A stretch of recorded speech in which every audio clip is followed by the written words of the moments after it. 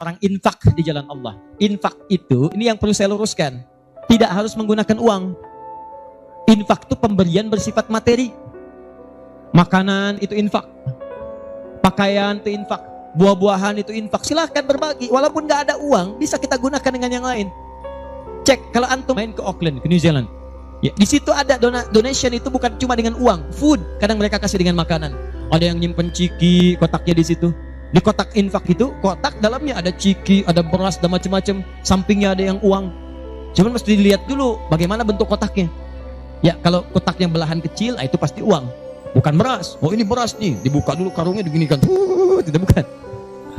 Silakan bebas. Ya, dan itu nilainya tinggi. Kadang-kadang antum lupa di majelis ilmu ada snacknya, walaupun cuma kurma dapat 2, bagi 1 dengan teman. Air misalnya tidak harus semua oleh antum. Bagi, begitu antum bagi langsung dituliskan 700 kali lipat paling minimal. Demi Allah saya katakan paling minimal 700 kali lipat. Makanya zaman Nabi itu ada satu keluarga yang berlomba tuh mendekatkan diri pada infak walaupun dirinya kekurangan. Agak aneh itu cara berpikirnya. Ya, jadi kalau dibandingkan manusia sekarang nggak dapat tuh, nggak dapat. Saya mau tanya begini, antum di rumah persediaan, antum punya anak 2, antum dengan istri, 1 suami 1 istri 2 anak. Di rumah ada persediaan makanan untuk 2 anak antum saja. Antum aja nggak makan malam itu, cuma ada anak 2. Untuk mereka, kalau nggak makan, mereka bisa nahan lapar semalaman. Tiba-tiba antum ditawarkan oleh seseorang, ada tamu nih, mau nggak dijamu di rumah? Bisa nggak? Pertanyaan saya, kalau ada orang yang datang seperti itu ke tempat antum, Mas, ini ada tamu, saya nggak bisa jamu, bisa nggak antum jamu? Di rumah antum cuma ada makanan untuk anak-anak, antum pun nggak bisa makan. Pertanyaan saya, dijamu nggak teman itu? Kenapa diam? Wahai ahli surga, kenapa diam? Lihat cara berpikirnya. Kalau cara berpikir kita hanya ke makanan saja, maka kita katakan, Ustaz, anak saya aja dapatnya makanan seperti itu, kami pun gak makan, bagaimana bisa diberikan pada tamu? Tapi cara berpikir Tolhah dan keluarganya agak beda. Begitu Nabi katakan ada tamu, kita datang langsung angkat tangan, duluan ngangkat, padahal yang lain banyak yang punya banyak makanan. Tapi cara berpikirnya, kapan lagi saya dapat 700 lebih?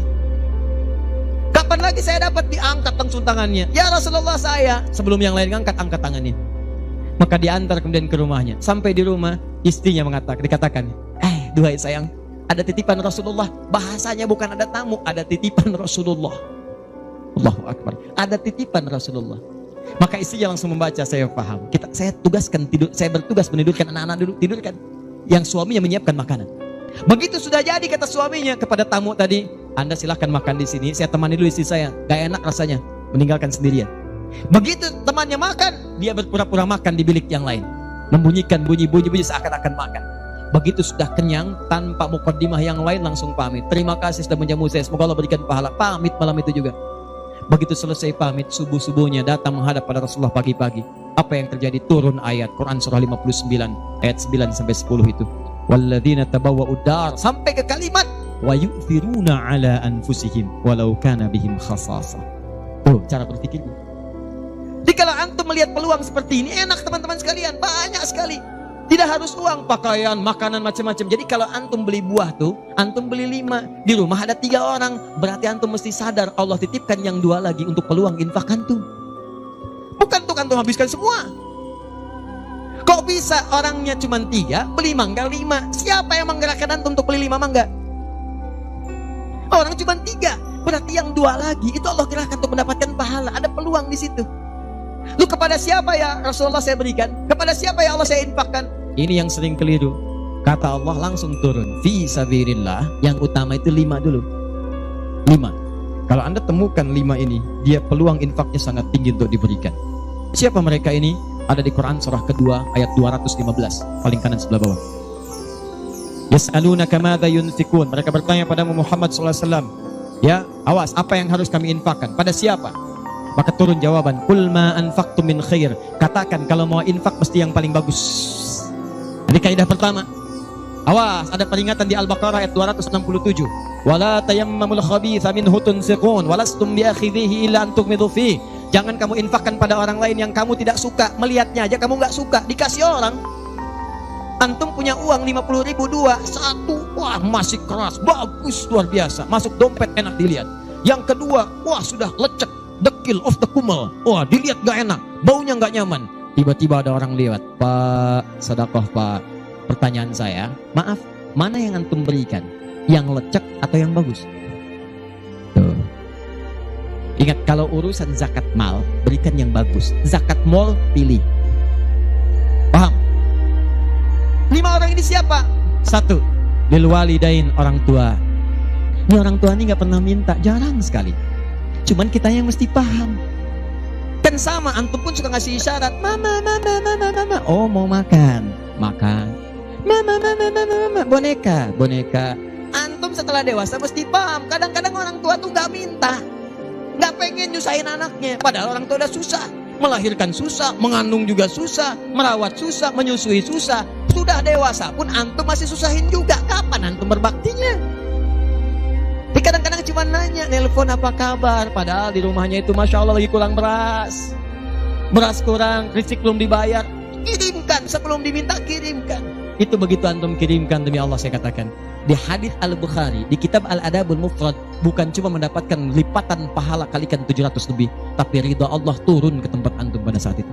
Kalau sudah turun, semua doa yang antum mintakan minimal akan dijawab pada saat itu. Itu rahasianya. Kalau dengan urusan orang tua itu udah gak usah mikir. Begitu mengatakan, nah gini-gini, tenang aja mah. Walaupun gak ada, katakan, insya Allah mah selesai. Insya Allah, berusaha antum. Begitu antum dapatkan seperti orang tua mengusahakan untuk antum dulu, maka pahala dilipat gandakan, ridho turun seketika. Kejar. Wal aqrabin, kerabat terdekat. Kerabat dibagi 2. Ada yang tempatnya jauh tapi hubungannya dekat. Punya saudara sekandung, tinggalnya di Palembang, antum di Semarang. Ayo kirimkan. Anak bibi gak bisa nih pendidikannya, bantu, antum ada, bantu, nilainya tinggi, jangan dikira ringan. Nih bagian kedua nanti kalau saya terangkan banyak nih. Tenang aja, kita masih sampai subuh. Bagian kedua saya ikutin deh. Antum jual saya beli. Ya, cuman saya beli sampai 9:30. Paham? Ayo akrabin. Yang kedua itu, maaf, golongan kedua akrabin bisa tetangga. Orang yang tidak ada hubungan famili secara mahram, cuma tetangga antum. Tapi kalau yang kedua ini, Wallahu Akbar, indahnya Al-Quran. Cek oleh antum, silahkan cek. Walaupun beda agama, itu tetap ada peluang infak. Gak ada ketentuannya kecuali di Quran. Gak ada aturannya kecuali di hadis. Buka Quran surah ke-31 ayat 15, paling kiri sebelah atas. Ada anak muslim, orang tua belum Islam, belum dapat hidayah. Kata Allah, urusan untuk ibadah pisahkan. Orang tua jangan paksa, doakan dia, silahkan dakwahi. Tapi urusan dunia, wasahibhuma fid dunya ma'rufa. Wa in jahadaka ala an tusyrika bima laysa laka bihi ilmun fala tuti'huma. Urusan ibadah masing-masing, kalau diajak-ajak enggak usah ditaati, tolak dengan cara yang lembut. Tapi kalau urusan dunia, bagi. Antum muslim, orang tua belum Islam, antum punya kelebihan. Uang agak banyak, melimpah, makanan ada, bagi. Kata Allah, jangan lihat kemudian kepercayaannya karena dia belum muslim. Bagi. Indah teman-teman sekalian. Dan itu ada pahalanya. Begitu antum berikan, masuk yang halal. Begitu halal masuk, kan haram keluar. Kan cara berpikirnya begitu. Halal masuk, yang haram keluar. Begitu keluar, sekat di hatinya terbuka. Karena yang haram itu saat masuk di hadis Muslim, haram masuk naktah sauda, noda hitam. Noda menutup. Kalau masuk jadi daging dia. Antum misal, niyadzubillah, bukan antum, ada orang lain konsumsi yang haram. Yang haram masuk ke dalam mulutnya, masuk ke tubuhnya, beredar dengan darah, jadi daging, masuk ke telinga. Quran surah 6 ayat ke-25. Wa fi adhanihim waqra, di telinganya ada sumbatan. Maka yang haram cepat kedengaran, yang halal susah. Masjid dekat, suaranya dekat, Allahu Akbar, susah. Tapi konser yang macam-macam, yang joget, yang ini, yang itu, nyampe tuh konser di Jakarta dari Semarang tembus ke sana. Wa ada absarihim ghishawah, masuk ke mata jadi penghalang, nutup. Quran surah kedua ayat ke-7. Gak kelihatan. Orang ke masjid itu bukan gak kelihatan, nampak, cuman gak ada dorongan. Akhi, ayo ke masjid. Ya, alhamdulillah, nanti. Padahal yang besar lewat, kecil lewat. Yang paling aneh itu begini, kok bisa antum lewat depan masjid padahal bisa lewat jalan lain? Kenapa Allah antarkan sampai lewat depan masjid? Jadi kalau sudah Allah antarkan ke tempat-tempat yang baik, belum ingat Allah juga, antum mesti diantarkan kemana lagi? Tuh. Kok bisa antum lewat dengar adzan, padahal bisa antum lewat jalan lain gak kedengaran adzan? Kenapa kemudian yang dengar antum? Kok bisa lewat jalan itu kelihatan mata, padahal bisa ada jalan lain? Kok bisa ngelihat? Kalau Allah sudah berkehendak kebaikan, antum masih belum bisa membacanya, masih ditanya. Itu pasti ada maksiat masuk. Caranya keluarkan. Kalau yang haram masuk, masukkan yang halal. Maka yang haram akan dihancurkan. Hancur, hancur, hancur. Kemudian muncul yang halalnya. Kalau halal sudah masuk, maka hati itu akan mudah untuk mendekat kepada Allah. Doakan, doakan, doakan. Demikian tetangga kita. Jangan dikira tetangga antum yang muslim saja. Mungkin kita ada non-muslim samping kita. Mungkin ada yang Kristen, ada yang Hindu, yang Buddha. Dalam hubungan keduniaan indah. Silahkan berbagi. Apa antum gak pernah dengar hadis Nabi? Siapa yang masak makanan, baunya sampai ke tetangganya, maka bagilah dia walaupun cuma kuahnya. Tapi maksudnya bukan daging yang antum makan, kuahnya antum bagi. Bukan. Tidak. Maksud hadis itu walaupun cuma masak kuah, bagi juga supaya dia tidak negative thinking, tidak salah paham. Antum gak ada ayam, adanya singkong, cuma dimasak bumbu opor. Bumbunya opor, tapi dagingnya singkong. Dimasak gak antum bagi, tetangga bilang, oh masak opor enak nih, padahal singkong. Dibagi walaupun cuma kuahnya. Tapi pertanyaan saya, apakah hadis itu mengatakan kalau tetangga anda muslim saja? Tidak. Never. Walaupun dia non muslim, masak. Bagikan sebelum dia menghirup baunya, ketuk pintunya. Begitu diketuk dia keluar. Ada apa pak? Ini ada makanan, walaupun sedikit, mudah-mudahan bisa bermanfaat. Bapak baik sekali, terima kasih. Bukan baik, Allah yang memerintahkan saya untuk berbagi. Dan saat itulah kalimat Allah mengalir di hati yang paling bening, menghunjam ke jiwanya. Masuk jadi hidayah. Masya Allah, besok-besok dia ketuk pintu kan, Assalamualaikum. Udah bisa Assalamualaikum tuh. Sebelumnya tidak. Begitu dibuka sambil mengembalikan yang kemarin, ya panci yang kemarin dikembalikan. Pak, ini apakah Allah sudah memerintahkan berbagi lagi hari ini? Oh, lumayan. Gak ada aturan kalau bukan non muslim jangan bagi. Gak ada, indah dalam Islam itu. Jadi walaupun anda kasih ke yang non muslim, pahala dituliskan. Jadi jangan pilih-pilih kalau urusan dunia. Anda masak, ini samping Islam, sampingnya lagi Kristen, sampingnya lagi kemudian muslim, non muslim. Bagi yang muslimnya, yang non muslim tidak. Begitu dia ngelihat kelewatan, dipanggil anda, Pak, kayaknya enak makanannya ya. Memang enak bu, cuman sayang ibu kafir. Oh, gak begitu. Gak ada. Jadi bagi teman-teman, silahkan. Dan pahalanya ada, indah. Cuma di kita tuh. Coba lihat aturan antum bang aja deh. Kita fikirnya kumpulin lagi bab tumbuhan. Sekarang kan lagi musim rambutan ya. Rambutan. Tuh, antum di pekarangan ada rambutan tumbuh. Pohon rambutan, pekarangan antum. Cuman sayang buahnya ke tetangga antum. Terus ke sini. Maka dalam kaidah fikih disebutkan hakun musytarak. Ini hak bersama antara antum dengan tetangga. Kenapa? Karena antum keluar rumah kelihatan cuman pohonnya, dia keluar rumah kelihatan buahnya. Dan yang paling menarik, dia udah lihat buah, daunnya jatuh ke bawah.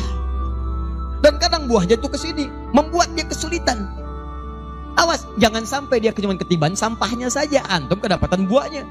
Naik ke pohon rambutan, nggak boleh.